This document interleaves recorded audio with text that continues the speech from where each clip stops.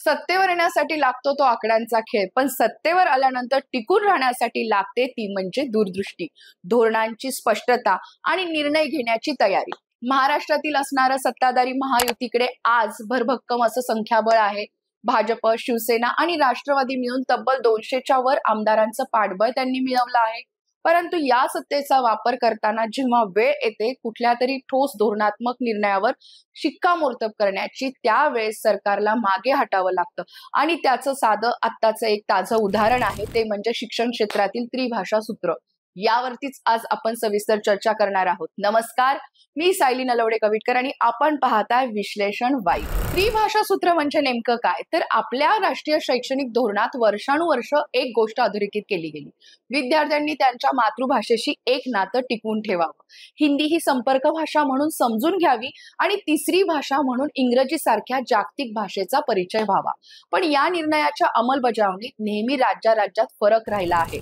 महाराष्ट्रात तर मराठी ही राज्यभाषा असल्यामुळे तिचा एक विशेष भावनिक आणि अस्मितेचा संदर्भ आहे. अशा परिस्थितीत शालेय शिक्षण विभागाने एक निर्णय घेतला की महाराष्ट्रातल्या शाळांमध्ये म्हणजे सर्व शाळांमध्ये पहिलीपासूनच इंग्रजी, मराठी आणि हिंदी या तीनही भाषा सक्तीच्या केल्या जातील. हा निर्णय शिक्षण विभागाचाच असला तरी त्यामागे सरकारच्या पातळीवरती संमती होती. पण हे प्रकरण जाहीर होताच महाराष्ट्रात एक वेगळीच प्रतिक्रिया उमटली. या निर्णयामुळे अनेकांमध्ये अस्वस्थता निर्माण झाली आणि यानंतर विरोधकांनाही ऐतं कोलीत मिळालं. या निमित्ताने हिंदी सक्तीचा आरोप पुढे आला, भाषावाद उफाळून आला. मनसेने थेट सरकारला सवाल विचारला, मराठी असलेल्या राज्यात हिंदी का लादताय? विविध मराठी प्रेमी संघटनांनी सरकारच्या निर्णयाच्या विरोधात निषेध केला. मग भाजपचे विरोधकही यात जोरदार उतरले. शिक्षक संघटनांनी तर याचा शैक्षणिक दृष्टीने विरोध केला. सोशल मीडियावरती हिंदी हटाव असे ट्रेंड सुरू झाले. विरोधकांनी याला केंद्राच्या अजेंड्याशी जोडून हा हिंदीकरणाचा डाव अशी टोकाची मांडणीही केली. थोडक्यात सरकार जे धोरण राबवू पाहत होतं ते त्यांना जनतेच्या गळ्यात सहजासहजी उतरवता आलं नाही आणि यामुळे सरकारला निर्णय मागे घ्यावा लागला. हा मुद्दा इथे संपत नाही. प्रश्न असा आहे की एवढं मोठं बहुमत असताना निर्णय घ्यायला सरकारला इतकं असुरक्षित का वाटतं? बहुमत म्हणजे केवळ मतदानाच्या वेळी उपयुक्त नसतं. ते वापरून सरकारने धोरणे पुढे नेली पाहिजेत. पण महायुती सरकारला अनेक वेळा विविध मुद्द्यांवरती माघार घ्यावी लागली आहे. मग मराठा आरक्षणाचा मुद्दा असो किंवा आता हे त्रिभाषा सूत्र.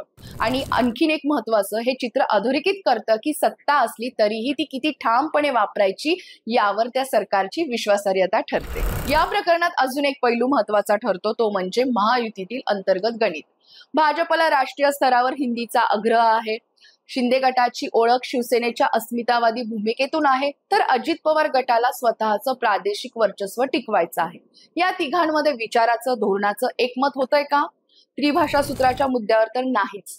त्यामुळेच निर्णय गोंधळात सापडतो आणि सरकारला अंतिमतः लोकभावनेपुढे झुकावं लागतं. या संपूर्ण गोंधळात सगळ्यात जास्त हानी होते ती विद्यार्थ्यांची.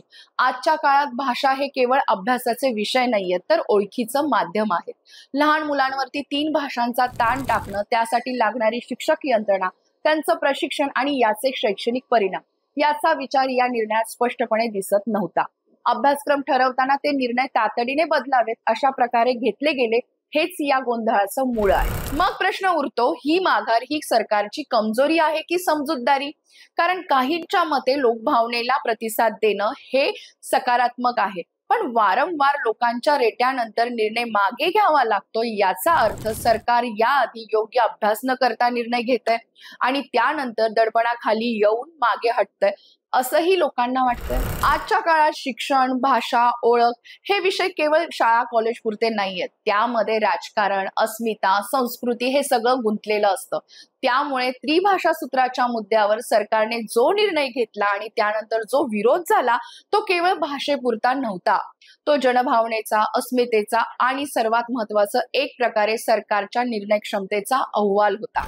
कारण सत्ता ही आकड्यांची गोष्ट असली तरी ती चालते तेव्हा समजुतीनं आणि स्पष्टतेने. अन्यथा लोक म्हणतील की सरकारकडे संख्याबळ आहे पण दिशा नाहीये. राक्षसी बहुमत असलेल्या महायुती सरकारच्या माघार पॅटर्न बद्दल तुम्हाला काय वाटतं? निर्णय घेणं आणि तो राबवणं किती महत्वाचं आणि आव्हानात्मक असतं? सरकार नेमकं कुठं कच खातंय?